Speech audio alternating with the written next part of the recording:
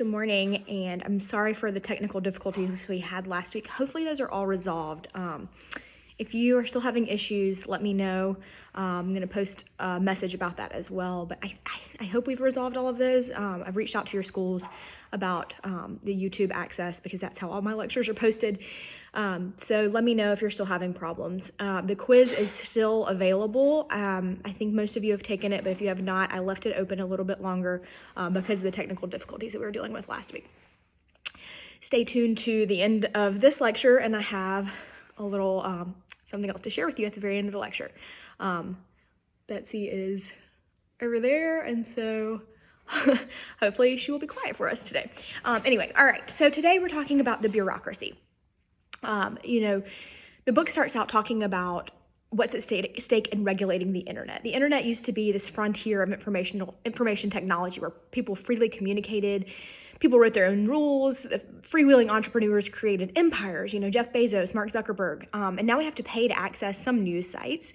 We pay sales tax on purchases made online. That didn't used to exist. In fact, I was working for Congress when they figured out how to do that. It was a huge fight. We expect to pay for an internet provider, but we don't want to have our access limited beyond that. It seems unfair, especially right now when so much is online. And this is the heart of what's called net neutrality. Obama endorsed this idea in 2007, and under his FCC, adopted a net neutrality policy in 2010. This was challenged by Verizon and overturned in 2014. In 2015, the FCC voted in favor of the principle that all internet traffic be treated the same. There was a Republican congressman who said the last thing we want to throw on there is the cold water of Washington bureaucracy and after-the-fact regulation that will stifle competition and innovation. So they essentially said, let's keep the internet free and available to everybody. So it just talks about the different ways that bureaucracy can kind of be involved in something as small as regulating the internet. It's funny that, talking about a bureaucracy, almost no one aspires to become a bureaucrat, but my husband and I both became those. You think of a bureaucrat as somebody who gives us our driving tests, renews our driver's license, delivers our mail, maintains our parks, orders the books for the library, sends us our social security checks, finds us jobs through unemployment offices, processes our student loans, ensures our military benefits, defends our country, chases our crooks at home, gets us aid in times of natural disaster. Civil service is seldom admired or esteemed and is often the target of jokes. They're often called lazy or power hungry, uncaring, incompetent. You think about the folks you see at the post office or the DMV, you don't usually have nice things to say about them. But bureaucracies are essential to running a government. Only the ground on which citizens and politics meet. They are often the only ground on which citizens and politics meet, right? You may not meet your congressman, but you're going to go to the post office. You're going to go take your driver's test. Sometimes they're the only contact that you would have with your government, except for maybe going to vote. So what is a bureaucracy? It's an organization characterized by a hierarchical structure, worker specialization, explicit rules, and advancement by merit. I took a class in graduate school where they talked a lot about the German sociologist Max Weber, and he had this model of bureaucracy. I know I tell you guys all this time, this could be an entire class in law school, this could be an entire class in grad school, and it's true. But I'm going to give you a quick and dirty, like I always do. So Max Weber's model of bureaucracy says there should be a hierarchy. There should be a clear chain of command that exists where all employees know who their bosses are and what they're responsible for. He said there should be specialization. The effectiveness of bureaucracy is accomplished by having tasks that are divided and handled by an expert and experienced full-time professional staff. There should be explicit rules. The jobs are governed by rules rather than feelings or judgments about how a job should be done. So because of this, a bureaucrat's may be limited in the discretion that they have.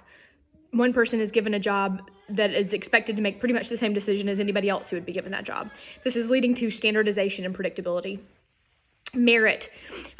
You want to hire and promote people based on examinations, but also experience or other objective criteria. So politics is in the form of political loyalty and party affiliation. That's not really supposed to play a part in a bureaucracy.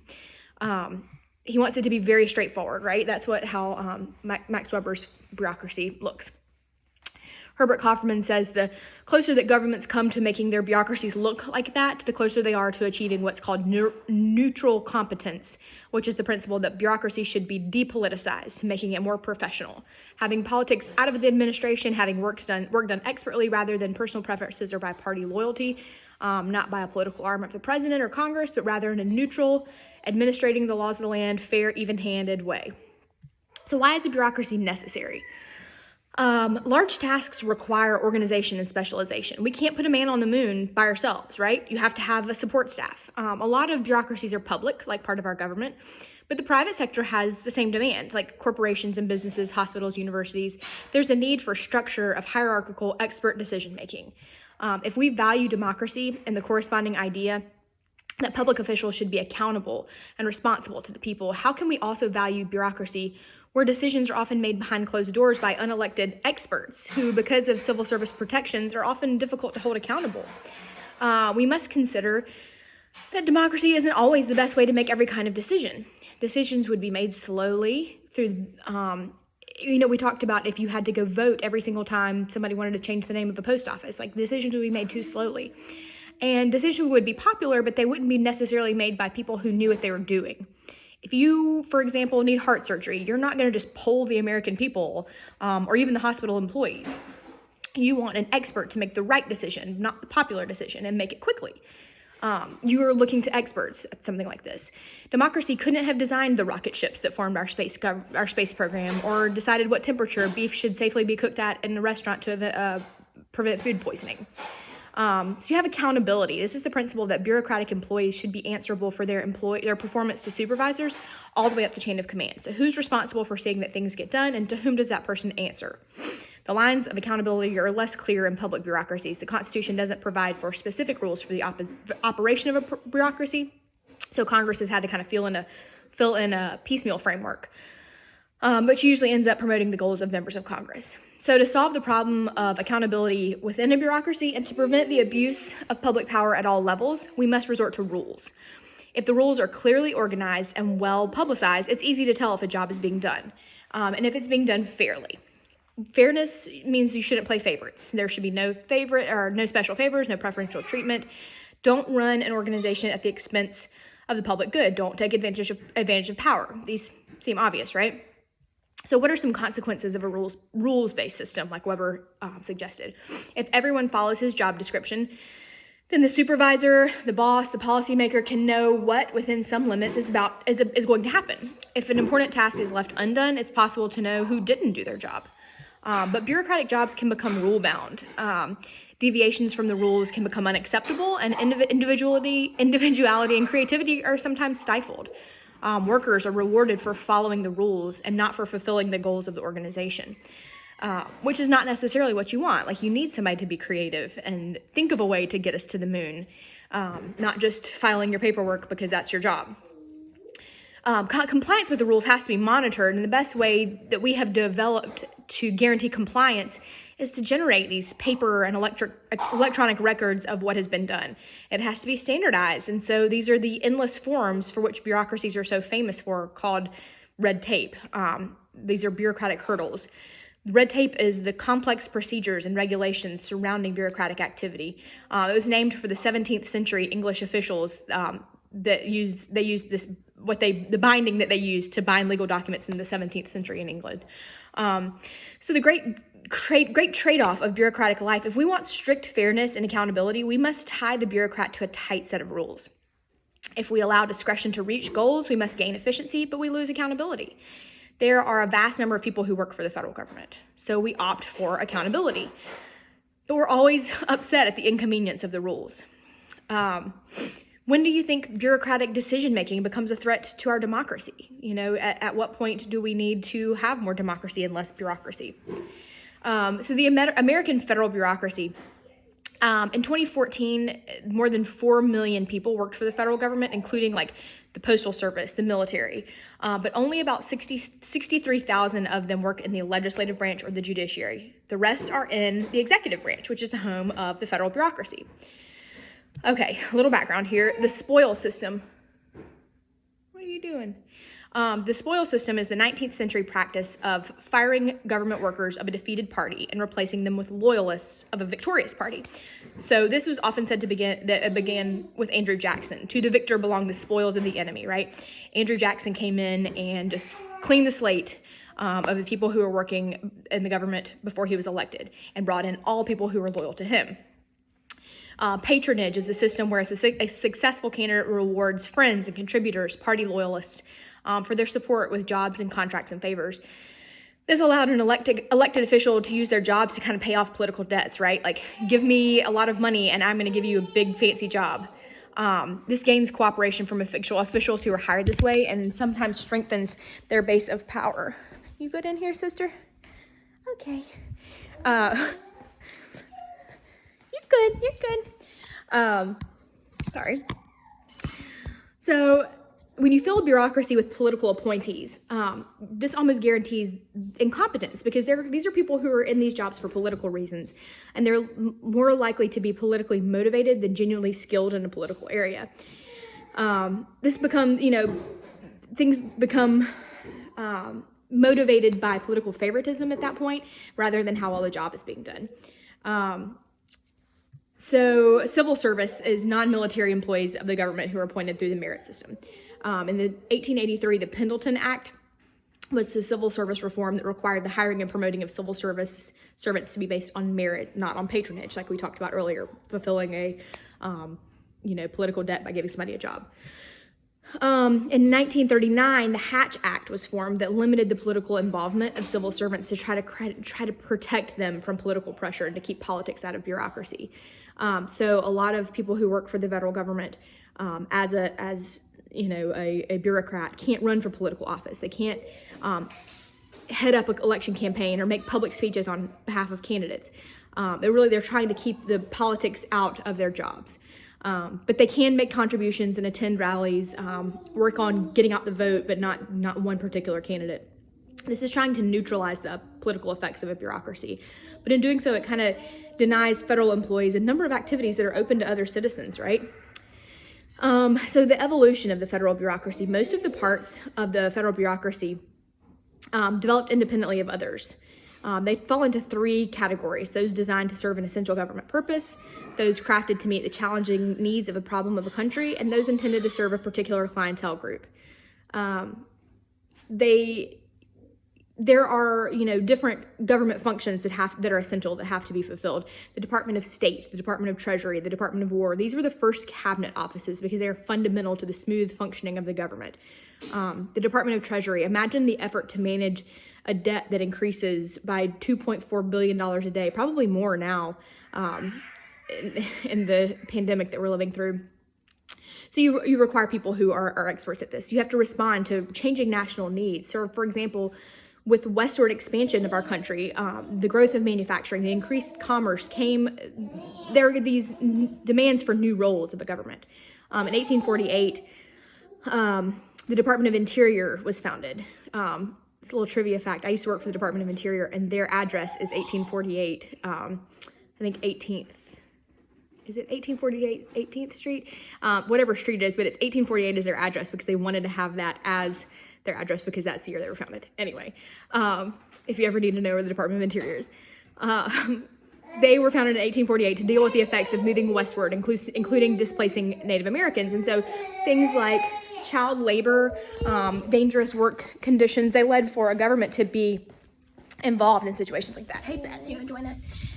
You needed your federal government to keep things a certain way. So the New Deal kind of came out and created agencies like the Social Security Agency because Social Security was formed when the New Deal.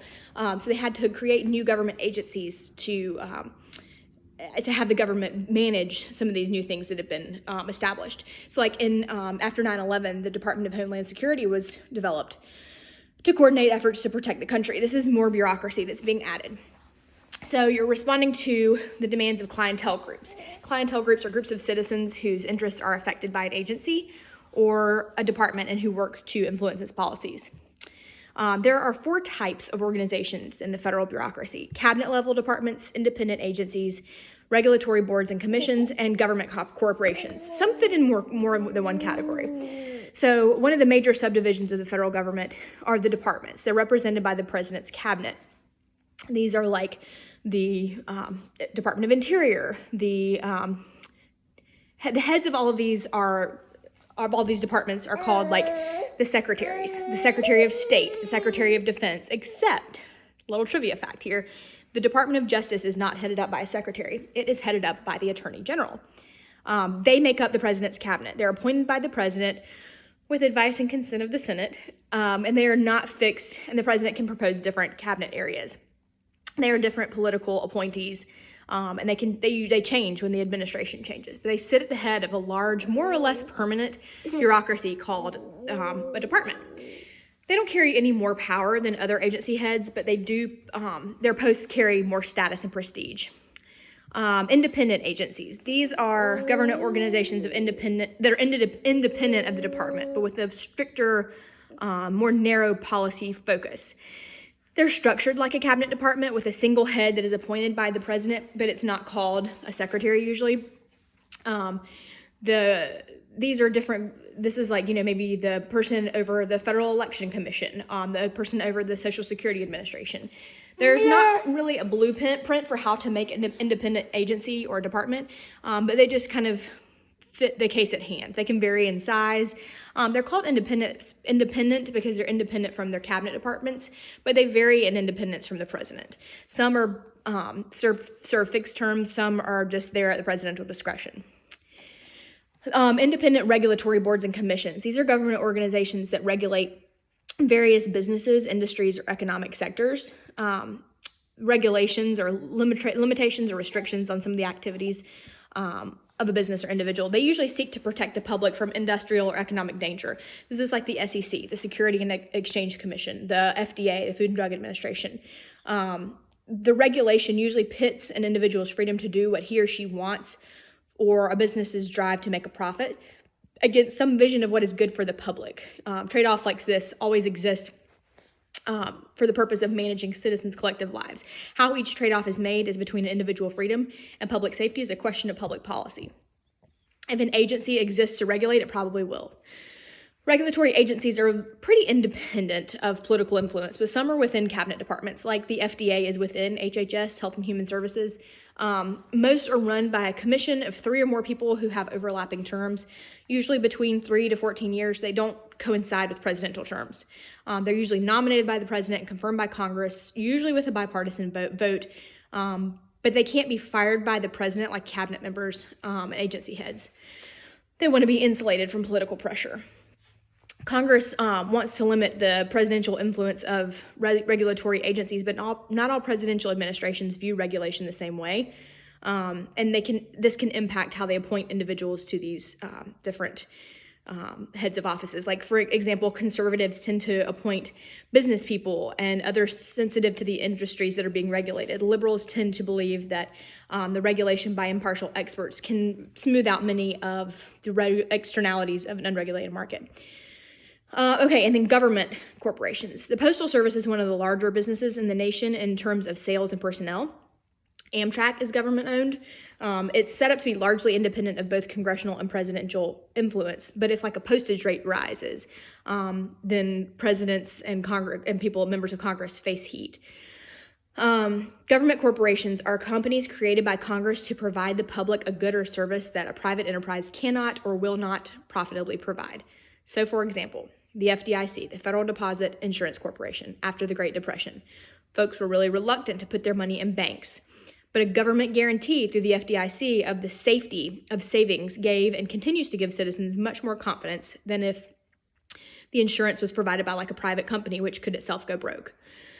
The Postal Service guarantees that the mail will reach the most remote corners of the country where delivery service is probably not profitable for a private company. But competition like FedEx and the UPS, as well as declining demand for mail service, really is going to put the post office in financial trouble.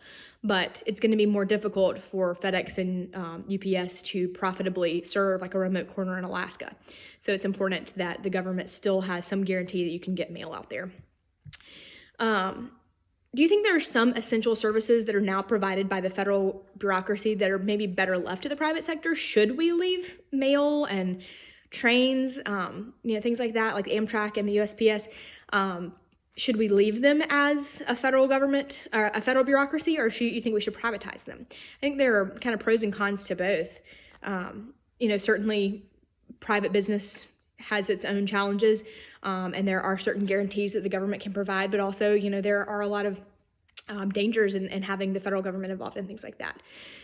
So some of the roles of a federal bureaucracy at the broadest level is responsible for helping the president administer the laws and policies, and it's kind of an all-in-one policymaker. They administer the law, but they also kind of make and judge compliance with the law. We expect the agencies of the federal government to implement the laws as passed by Congress, but they operate under the idea of neutral competence, and they serve the political branches in a professional, unbiased, and efficient manner. Sometimes that's what they do. Like, for instance, a ranger in a national park helps us enjoy our national parks. They just simply carry out the law that has been made elsewhere in the government. But not always that way. Bureaucracy can also be a rule maker. Thinking of a bureaucrat as impartial or removed from political decision-making is often unrealistic. There's a great deal of latitude in administering national policy. Often you lack the time, technical expertise, political coherence, and leverage to write clear and detailed legislation. So Congress sometimes passes laws that are vague and contradictory, overly general. When you are a member of Congress, you're doing a lot of different things, and it's hard to be an expert in all the different things.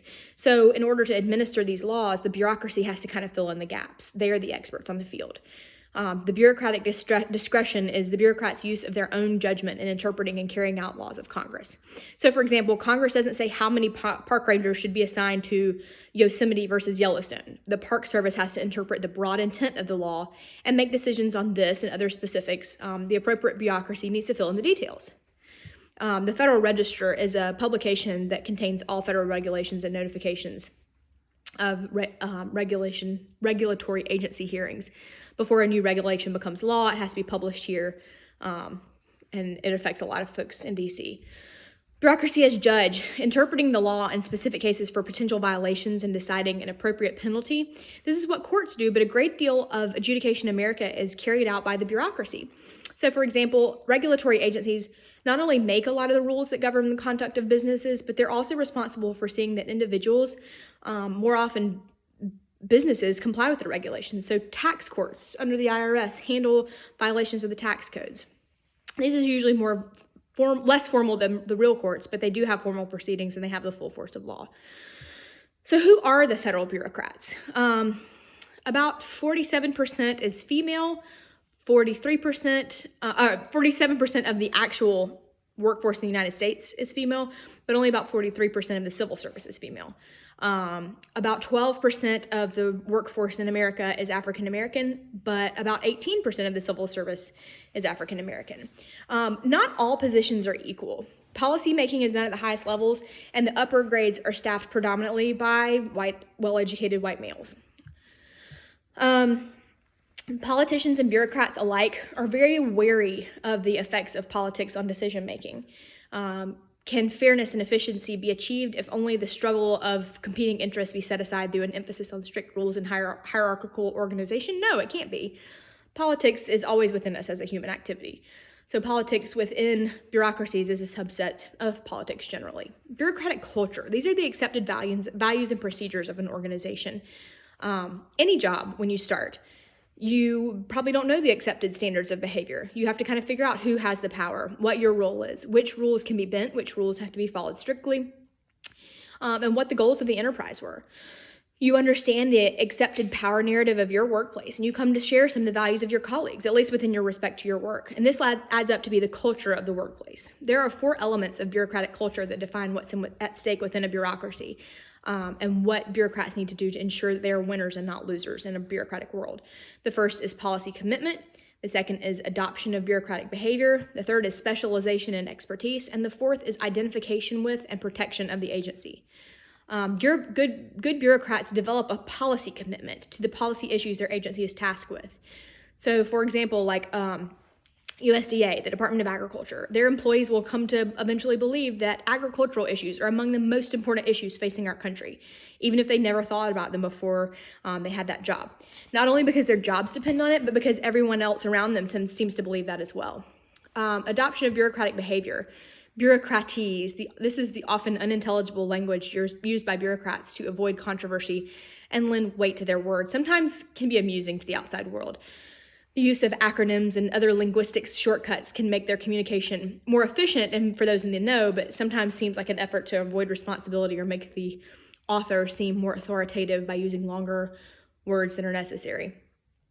They develop a dependency on the rules because relying on the rules relieves them of responsibility of relying on their own judgment. Exercising discretion can leave them vulnerable if their decisions are not clearly within the rules. They're dependent on their bosses for work assignments, promotions, budget allotments, and vacation authorizations. Free spirits are not likely to thrive in a bureaucratic world where deference and cooperation and obedience are emphasized and rewarded. Hence the relentless rule orientation and hierarchy that can wear down all but the most committed and independent souls. They are very specialized and have experts. Each department has specific areas of responsibility. Not a lot of interagency hopping. Most spend their entire lives working in the same area, often in the same department. So, for example, a soybean expert at the Department of Agriculture has specialized knowledge at the base of their power. Because of this specialization, bureaucrats know a lot more about their policy areas than the public or even the politicians that are making decisions that affect them, which gives them a lot of power in their policymaking situations. They start to identify with the agency. As bureaucrats become attached to the policy interests of their agencies, they're committed to the rules and structures. They're concerned with the fortunes of their superiors, and they're appreciative of their own and their colleagues' specialized knowledge. They will identify their interest with those of their agencies because they come to identify with the department, not just because their job depends on it, because they really truly believe in what it does. They really identify with the agency. The bureaucratic culture holds a lot of political consequences. It holds the bureaucracy together. It fosters values of commitment and loyalty to what otherwise can be seen as impersonal and alienating work. But it can also have the red tape can create problems. Like 9/11, the FBI said that this hierarchical culture couldn't allow them to get a warrant when they needed to. There were conflicting roles with the FBI and the CIA, and they couldn't communicate with each other about the differing pieces of the puzzle, and nobody really could connect those dots because the cultures of the CIA and the FBI are so different. So when an agency is in charge of making rules and enforcing them and even adjudicating them, it's also easy to cover up a less catastrophic agency blunder. This is not as big of a problem if Congress or the media or the public had sufficient expertise to interpret it, but sometimes because they're so specialized, they can tell something has gone wrong when something like 9/11 happens, but they can't evaluate the less obvious problems that could have led to a failure to warn. So Congress tries to kind of check the temptation for bureaucrats to cover themselves up by offering protections for what's called a whistleblower. These are individuals who publicizes an instance of fraud, corruption, or other wrongdoings within the bureaucracy. Obviously not very popular with their bosses or their colleagues, but very important. Okay, so what about presidential appointees and the career civil service? So you have two different types of people who work for agencies. You have what's called a career, and that's somebody who's maybe there for forever. They are just hired based on just like any other job. You apply, you're based on merit. And then you have what's called a presidential appointees. And these, because the different agencies are headed up by members of the president's cabinet or people that he has appointed, they need to have their own support staff as well. And so these are presidential appointees.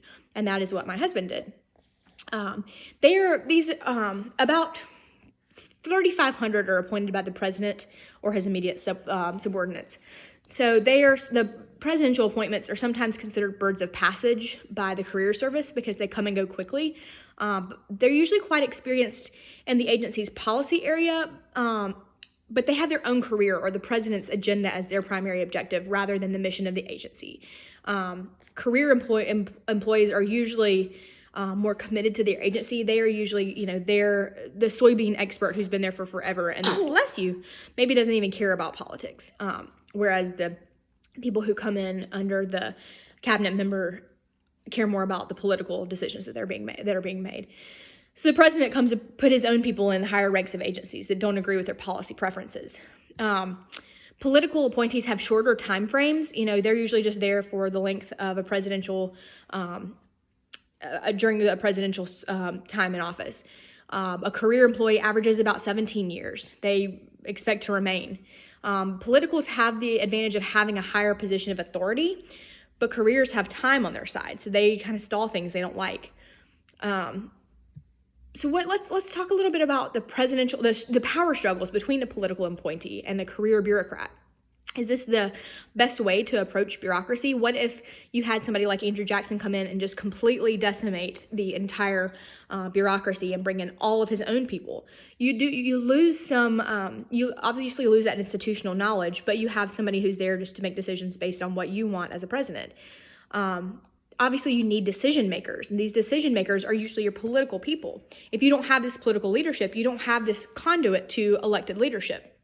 It's not these politically savvy careers as much as they're not being the decision makers. It also allows you to bring in people with ideas from outside the government. So if you have people who are doing these jobs for their entire lives, maybe sometimes it's nice to have somebody come in with new ideas to kind of shake things up. You bring in people from industry, from academia, from advocacy that have a different perspective. You bring in people from across the country rather than just people from DC. So there are certain benefits to having these presidential political appointees who are not there for forever. But obviously, there are pluses and minuses to both. Bureaucracy is often called the fourth branch of government. It technically falls into the executive branch. It still wields a lot of power. It can be checked by other agencies, by the executive, by Congress, by the courts, or even the public, but it's not really wholly under the authority of any of those.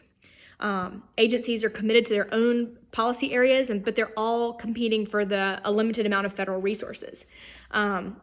So they are all trying to avoid personnel and budget cuts, and they're constantly compelled to work for their survival and growth in order to keep their job.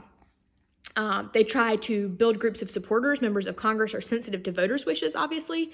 So an agency needs to win support of an interest group in the general public. Congress won't want to cut an agency's budget if it's going to anger a substantial number of voters. Agency capture is a process whereby regulatory agencies come to be protective of and influenced by the industries they were established to regulate. Even regulatory agencies feel this. As regulatory bureaucrats become more immersed in a policy area, they come to share the views of the regulated industries. If an agency wants to survive, they have to guard their turf. They don't want to overlap with what they do with another agency because that seems to invite a congressional cut. So they really reach explicit agreements about dividing up the policy turf. One of the jobs of the president is to be the chief administrator. Most agencies have a clear chain of command with a cabinet secretary at the top who reports directly to the president, but the boss doesn't always get his way. JFK said, dealing with the bureaucracy is like trying to nail jelly to the wall. The president he usually has his own specific agenda that he's elected to accomplish, but they are constantly complaining that their own departments are uncooperative and unresponsive.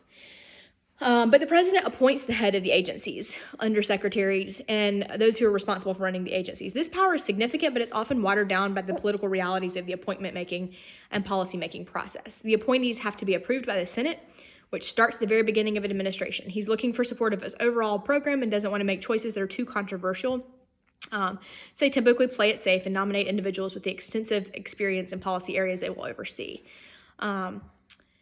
The president has a key role in the budget process. About 15 months before a budget request goes to Congress, the agents send their preferred budgets to OMB, the Office of Management and Budget, which can raise or lower a departmental budget. And the president comes out with his budget. It is a good statement of his overall program for the national government. It reflects his priorities and initiatives and cutbacks, but it is very rarely what is actually passed by Congress. It's a bargaining point. It's a beginning point that Congress will add to or cut back on. The president can try to reorganize a bureaucracy. He can try to combine agencies, eliminate them, restructure them, but he's limited in the efforts by the need for congressional approval. The office of the president impresses a lot of people, so the power of communication can produce results. Sometimes a bureaucrat doesn't want to stand face-to-face with the president and ignore a legal order, but the president has a limited time in office and a lot of political pressures, so they prioritize carefully. The relationships between the bureaucracy and Congress aren't clear-cut, but individual members of Congress have more control over bureaucracies than does the executive branch. This is because of the informal policy-making relationships that have grown up over time and are now all but institutionalized. So this is what's called an iron triangle, the phenomenon of a clientele group, a congressional committee, and a bureaucratic agency competing to make mutually beneficial policies. Your book has a good illustration of this. The metaphor of the iron triangle has been refined by scholars who maybe speak of it more of as like an issue network, not necessarily there's just three. These are necessary. Issue networks are more of a complex system of relationships among groups that influence policy, including an elected leader, an interest group, a specialist, a consultant, a research institute. Relations are maybe more complex than a simple triangle. Congressional control of the bureaucracy is found more in the impact of a congressional committee and the subcommittees than the actions of the institution as a whole. Congress passes the laws that create the agencies and assigns them responsibilities, and they can and frequently do change the laws under which agencies operate. So Congress has the formal power to control the bureaucracy. Congressional oversight, this is the effort by Congress. I worked for the Oversight Committee for a little while, that through these committees, they can monitor agency rulemaking and enforcement and implementation of congressional policies. Congress learns about agency behavior through a number of avenues, but is often divided by about what it wants to do and is unable to set clear guidelines. So only when a congressional consensus exists on what an agency should be doing is congressional control fully effective. Bureaucracy in the courts. Agencies can be sued by individuals and businesses for not following the law. If a citizen disagrees with an agency ruling on welfare eligibility or a ruling by the IRS, he can take the case to the courts. Generally, the courts play only a modest role in controlling the bureaucracy. The Supreme Court has a very limited time, and sometimes cases can drag on for years. So what about citizens in the bureaucracy? Bureaucracy is a powerful arm of government that is somewhat answerable to the president, more responsive to Congress, with considerable discretion about doing what it wants in clientele groups. And if anyone's forgotten, it's the American people. The average American citizens aren't typically well organized and may even not know they're affected by an issue area until it's already law. Congress has made citizen participation a central feature in some of the policy making. Citizen advisory councils. These are citizen groups that consider the policy decisions of an agency a good way to make the bureaucracy responsive to the public. They take policy decisions outside consideration by members of the public. Congress citizen access is enhanced by the passage of sunshine laws, which is legislation that opens the process of bureaucratic policy making to the public. Administrative Procedure Act requires advance published notice of hearings, and the Freedom of Information Act, FOIA. This is the law that allows citizens to obtain copies of records. The Privacy Act gives you access to the government's files on you. But they provide little practical access for most citizens. Few of us have the time and knowledge or energy to plow through the Federal Register or attend a dull meeting, right? And few Americans really try to gain access to the bureaucracy because the generally accepted narrative that tells us it's too big, too remote, too complex, and too devoted to special interests. So one of the reasons that the public is dissatisfied with the bureaucracy may be that it's constantly under attack by a frustrated president or members of Congress who highlight the failings of some aspects of the government to divert the attention away from those that are serving their interests too well. And another reason may be the way the federal agencies and departments are portrayed in the media. I think a lot of that is through the media. But if you don't like what the government is doing, get in there, help change it. That's my answer for everything. Run for office, vote for office, become a part of the solution. All right, thanks for getting through this today. My little surprise for all of you is we are going to have 4 quizzes this semester. We've had 2 so far. For your third quiz, I am going to just go ahead and give everybody a 100 for that. I know we've had a myriad of technical difficulties, and so that's my one little treat for you guys. So be excited that our third quiz was going to be next week. We're going to get through the next 2 chapters instead, and we're not going to have a quiz next week. I will just make sure that I don't know how I can reflect that in Blackboard, but in my grading system, I will write you all down as having 100 for that. So you can keep in mind your quizzes are 20% of your grade. So that is your treat. And that is, some of you have had a lot of questions about if you could make up things, if you could have extra credit. And so this is our extra credit. Everybody is getting 100 for your third quiz. All right, thanks for making it through, and I will talk to you guys next week. Take care.